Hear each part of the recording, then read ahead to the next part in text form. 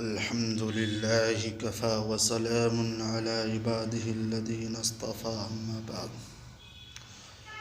اعوذ باللہ من الشیطان الرجیم۔ میں اللہ کی پناہ مانگتا ہوں شیطان مردود سے۔ محترم حضرات، مفسرین قرآن کریم کا عمومی طریقہ یہی ہے کہ سورہ بقرہ کی تفسیر سے پہلے استعاذہ اور تسمیہ یعنی اعوذ باللہ من الشیطان الرجیم اور بسم اللہ الرحمن الرحیم کا بیان کرتے ہیں۔ ہم بھی پہلے استعاذہ کا بیان کرتے ہیں۔ قرآن کریم کو پڑھنے سننے کے آداب اور استعاذہ کا حکم۔ قرآن کریم کو ہاتھ لگانے اور چھونے کے لیے خود قرآن کریم میں حق تعالیٰ کا ارشاد ہے، لا یمسہ الا المطہرون، پارہ نمبر 27 سورہ واقعہ، یعنی اس قرآن کو نہیں چھوتے مگر پاک لوگ، یعنی بدون طہارت و پاکی کے بغیر وضو قرآن کریم کو ہاتھ لگانا جائز نہیں۔ اسی طرح جب یہ کلام پڑھا جائے تو اس کے سننے کا احترام یہ بتلایا گیا، وَإِذَا قُرِئَ الْقُرْآنُ فَاسْتَمِعُوا لَهُ وَأَنصِتُوا لَعَلَّكُمْ تُرْحَمُونَ، پارہ نمبر 9 سورہ اعراف، یعنی جب قرآن پڑھا جائے تو اس کی طرف کان لگائے رہو اور خاموش رہا کرو تاکہ تم پر رحمت کی جائے۔ اسی طرح تلاوت قرآن کے آداب میں سے ایک ادب قرآن کریم میں یہ فرمایا گیا، فَإِذَا قَرَأْتَ الْقُرْآنَ فَاسْتَعِذْ بِاللَّهِ مِنَ الشَّيْطَانِ الرَّجِيمِ، پارہ نمبر 14 سورہ نحل، یعنی جب آپ قرآن پڑھنے لگیں تو شیطان مردود کے شر سے اللہ کی پناہ مانگ لیا کریں، یعنی اس آیت میں استعاذہ کا حکم دیا گیا ہے۔ استعاذہ کا معنی اور اس کے حکم کی حکمت۔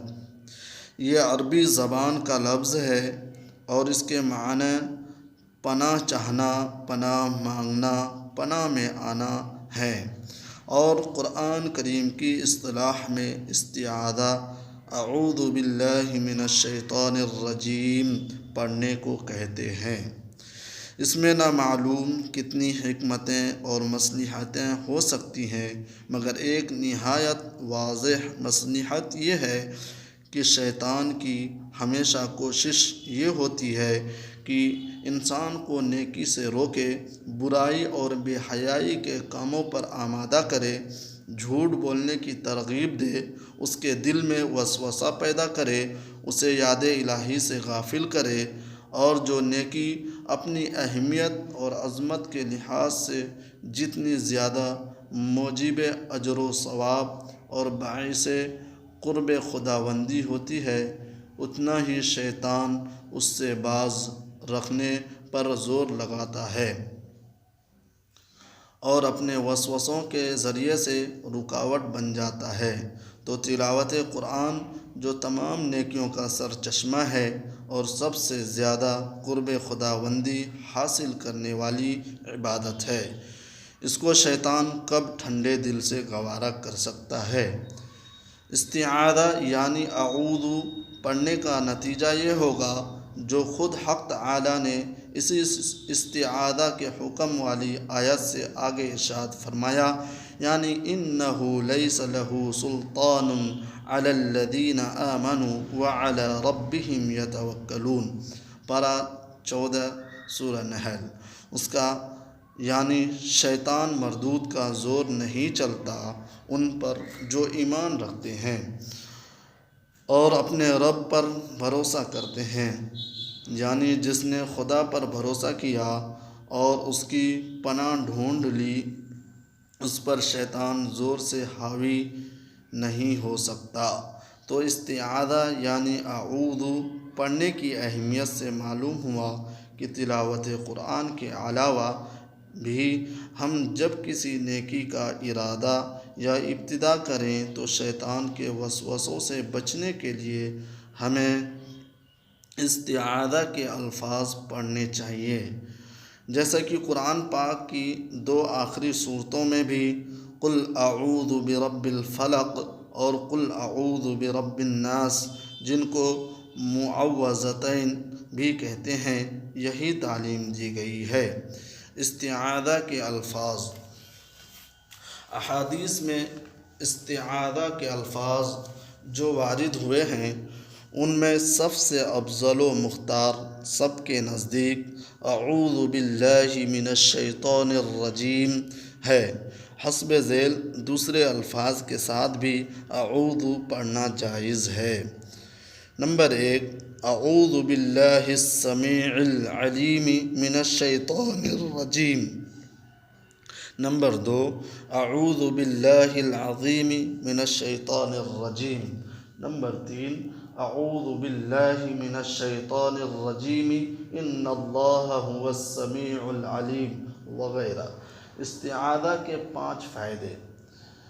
1 فائدہ دین و ہدایت پر استقامت۔ دوسرا فائدہ شیطان مردود کے شر اور تکلیف سے بچاؤ۔ تیسرا فائدہ اللہ کی حفاظت کے مضبوط قلع اور مقام قرب میں داخلہ۔ چوتھا فائدہ پیغمبروں، صدیقوں، شہیدوں اور صالحین کے ساتھ مقام امن تک رسائی۔ 5واں فائدہ مالک زمین و آسمان کی مدد کا حاصل ہونا۔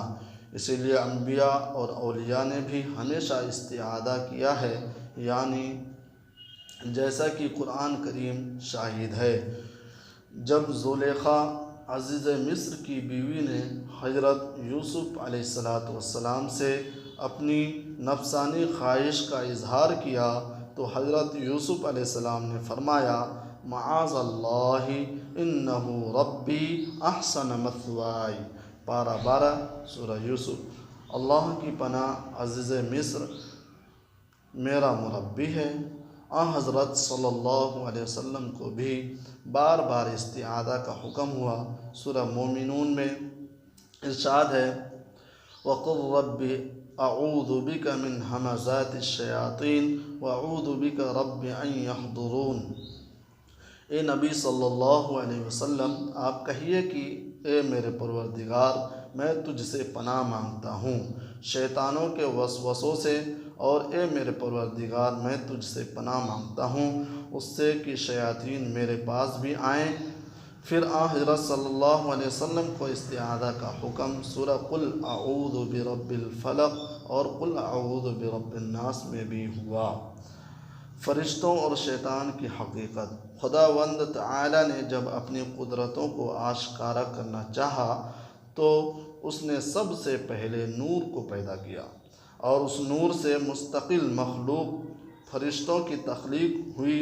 نورانیت کے سبب سے یہ فرشتے طبعاً اطاعت شعار اور عبادت گزار پیدا ہوئے۔ غرور اور تکبر کے بجائے ان پر خوف و خشیت کا غلبہ طاری رہا، اسی لیے یہ ہر وقت اللہ جل شانہ سے خائف رہتے ہیں، اور انہیں بارگاہ رب العزت سے جو حکم بھی ملتا ہے اسے بلا تاخیر اور بلا چوں چرا فوراً بجا لاتے ہیں، اور دن رات اللہ کی تسبیح و عبادت میں لگے رہتے ہیں۔ فرشتوں کے بعد جو دوسری مستقل مخلوق پیدا کی گئی وہ جن ہیں، اور ان کی تخلیق آگ سے ہوئی، جیسا کہ قرآن کریم نے بتلایا ہے۔ گو فرشتوں کی طرح جنات بھی ہم کو عام انسانی آبادی کی طرح نظر نہیں آتے، لیکن قرآن کریم اور احادیث نبوی میں جو تصریحات اس مخلوق کے متعلق موجود ہیں، اس بنا پر ہمارا اعتقاد و یقین ہونا چاہیے کہ جنات بھی انسان کی طرح مستقل مخلوق ہیں، اور یہ بھی شریعت کے مکلف ہیں، اور ان میں بھی موت و پیدائش کا سلسلہ ہے، اور ان میں بھی نیک و بد، کافر و مسلم ہیں، چونکہ ان کی خلقت آگ سے ہے، اس لیے ان کی طبیعت میں بڑی تیزی پائی جاتی ہے۔ حضرت آدم علیہ السلام کی پیدائش سے کئی ہزار برس پہلے جنات زمین میں آباد تھے اور آسمان پر بھی آتے جاتے تھے۔ جب جنات نے آپس میں زمین پر فتنہ فساد اور خون ریزی پھیلائی تو فرشتوں کو حکم ہوا کہ جنات کو زمین کے اوپر سے دور کیا جائے تاکہ زمین ان کی آلودگی سے پاک ہو جائے۔ چنانچہ فرشتوں نے زمین پر آ کر بہت سے جنات کو قتل کیا اور بہتوں کو پہاڑوں اور جزیروں اور سمندر میں دھکیل دیا۔ انہیں جنات میں سے ایک ابلیس بھی تھا جس کا نام عزازیل تھا، اور یہ بڑا عالم، فاضل اور عبادت گزار تھا۔ شیطان کا کام۔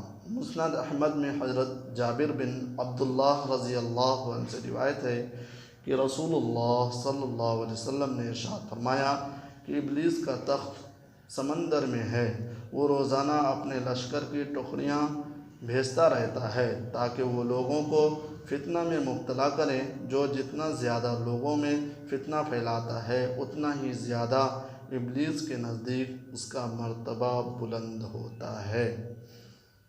دعا کیجیے، اللہ تعالی ہمیں اپنی پناہ میں رکھے، شیطان کے شر سے محفوظ رکھے۔ یا اللہ، ہم نے استعاذہ پڑھ کر آپ کے مقدس کلام کی تعلیم کا آغاز کیا ہے، آپ ہمیں کامیابی عطا فرمائیں، صحیح اور نفع مند علم عطا فرمائیں اور مقبول عمل کی توفیق عطا فرمائیں، آمین۔ وآخر دعوانا ان الحمد للہ رب العالمین۔